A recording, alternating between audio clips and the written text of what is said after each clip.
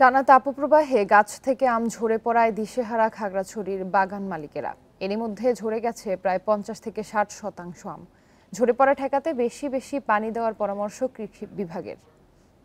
বিকাশে কম খরচে ক্যাশ আউটের লিমিট বেড়ে 50,000, প্রিয় এজেন্টও 2টা। খাগড়াছড়ি সদরের জাদুরাম পাড়ার এই বাগানের অন্তত 60% আম ঝরে গেছে। টানা তাপপ্রবাহে ঝরে পড়ছে আম্রপালি, বাড়ি ফোর সহ বিভিন্ন প্রজাতির আম। তাপমাত্রা না কমলে বাকি আমও ঝরে পড়ার শঙ্কায় বাগান মালিকরা। পাহাড়ি এলাকায় সেচ দেয়া কষ্টসাধ্য হওয়ায় বৃষ্টি না হলে এই সমস্যার তারা সমাধান দেখছেন না। গত বছর চাইতে এই বছর এমনিতে ফলন কম, তারপরে প্রচন্ড গরমে অনেক আম ঝরে গেছে, প্রায় 60% ঝরে গেছে, আর 40% আছে।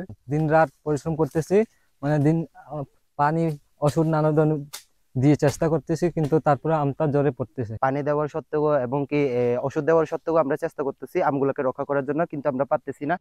পানির স্বল্পতার কারণে গাছের ফল ঝরে যাচ্ছে বলে জানান কৃষিবিদরা। ঝরে যাওয়া ঠেকাতে গাছের চারপাশে গর্ত খুঁড়ে পানি দেয়া এবং গাছের পাতায় ইউরিয়া মেশানো পানি ছেটানোর পরামর্শ তাদের।